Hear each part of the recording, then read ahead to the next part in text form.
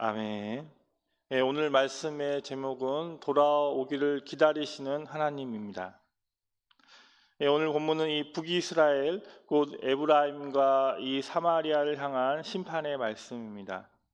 하나님께서는 본문 8절에 주께서 야곱에게 말씀을 보내시며 이스라엘에게 일하게 하셨다라고 말씀하시고 있습니다.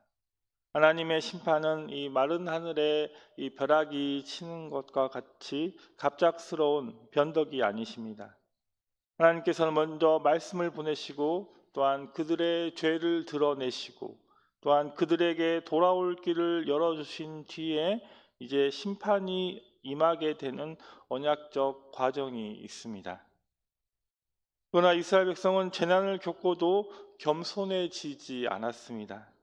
본문 10절에서 벽돌이 무너졌으나 우리는 다듬은 돌로 쌓고 뽕나무들이 찍혔으나 백향목으로 그것을 대신하리라 라고 말씀하고 있습니다.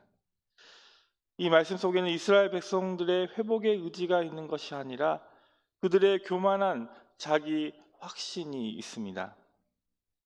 그들은 무너진 삶을 보면서 우리가 무엇을 잘못했는가라고 묻지 않았습니다.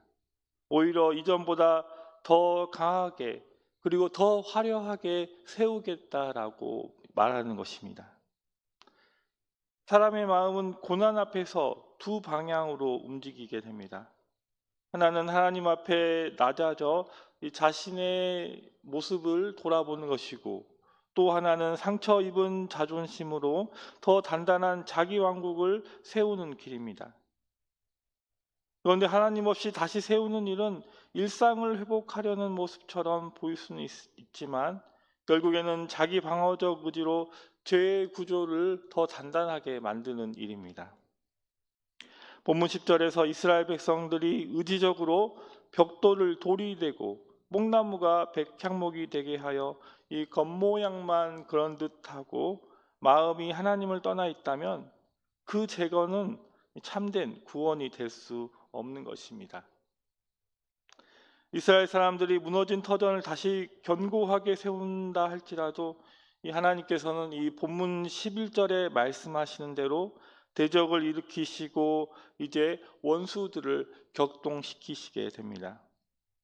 앞에서는 아람이, 뒤에서는 블레셋이 이스라엘을 삼키듯 공격하게 됩니다.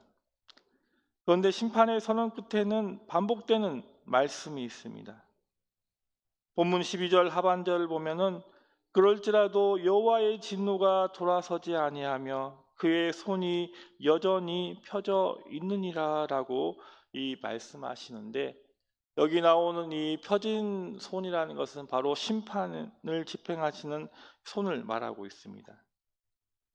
동시에 그 손은 말씀을 듣고도 돌이키지 않는 백성을 향해 아직도 거두지 않은 하나님의 엄중한 호소이기도 합니다. 이스라엘 백성은 자기를 치시는 분께로 돌아오지 않았고 만군의 여호와를 찾지 않았습니다. 이 고난 자체가 사람을 하나님께로 이끌지는 않습니다.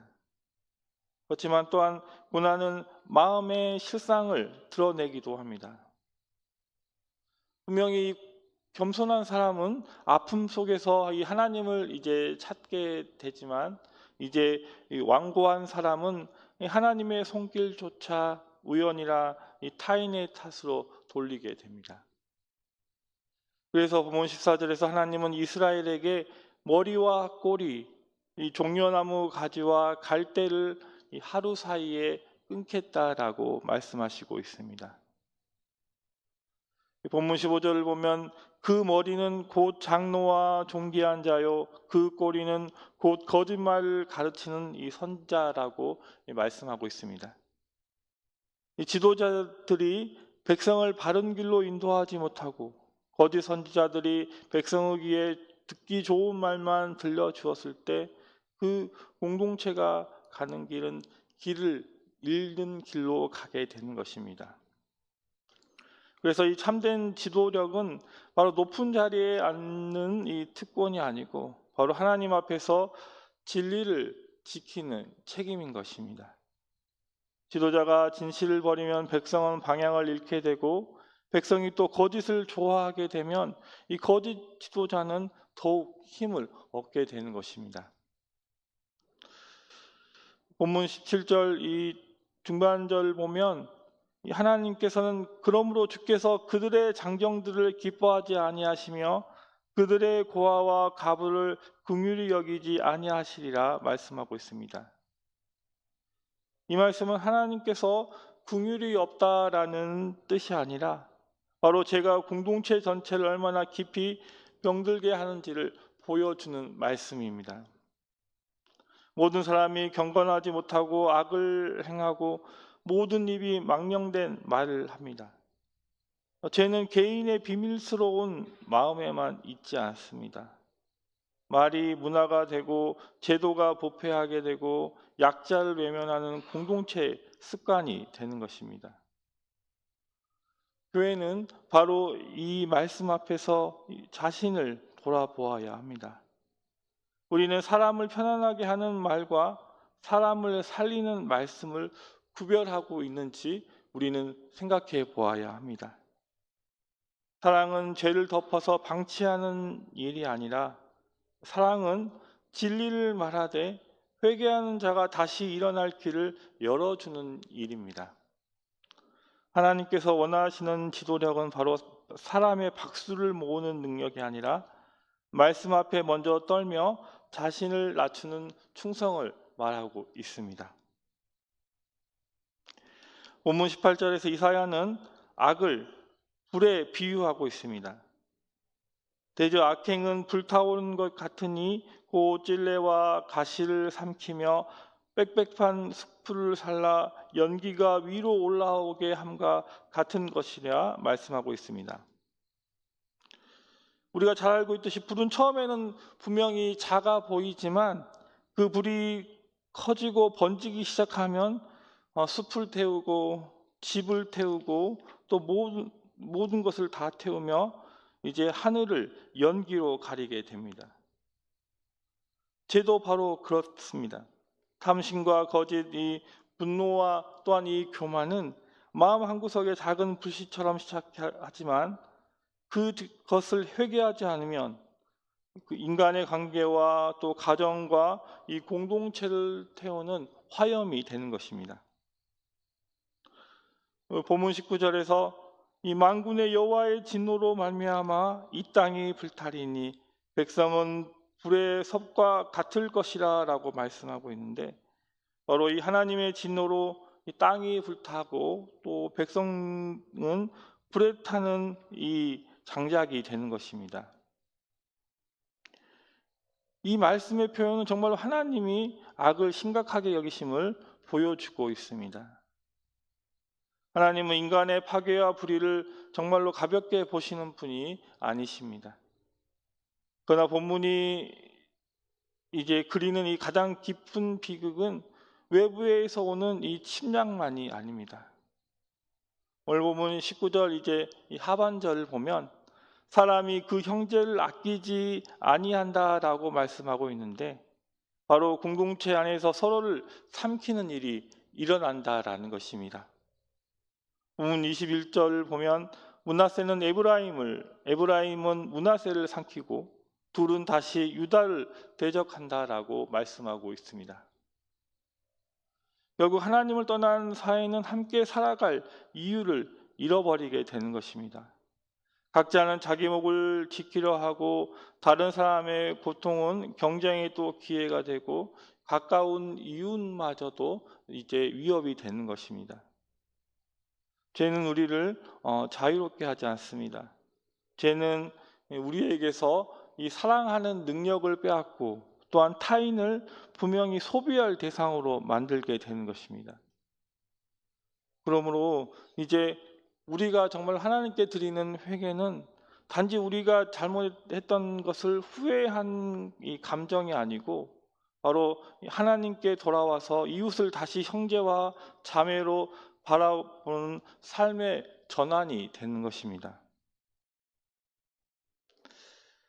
그러면 이제 이 하나님의 심판의 말씀은 마침내 불의한 제도를 향하고 있습니다. 오늘 보면 10장 1절을 보면 불의한 법령을 만들어서 불의한 말을 기록하며라고 말씀하고 있습니다. 이것은 이 권력을 가진 이들이 법과 이제 이 행정을 이제 이용해서 가난한 자들을 밀어내고 고아와 가부의 권리를 빼앗는 모습을 고발하고 있습니다. 하나님께서는 개인의 은밀한 죄악뿐만 아니라 약자를 지속해서 고통스럽게 만드는 이 사회적 죄도 이제 심판하시게 됩니다. 고아와 가부는 당시 사회에서 이제 경제적으로, 법적으로 또한 보호를 받기 어려운 이들을 대표하고 있습니다. 하나님께서 그들의 송사를 빼앗는 일을 엄중히 물으시는 까닭은 바로 언약의 백성의 공동체가 하나님의 공의와 긍휼을 세상에 드러내야 하기 때문입니다. 우리가 이 성전에서 드리는 예배는 찬양으로 끝나지 않습니다.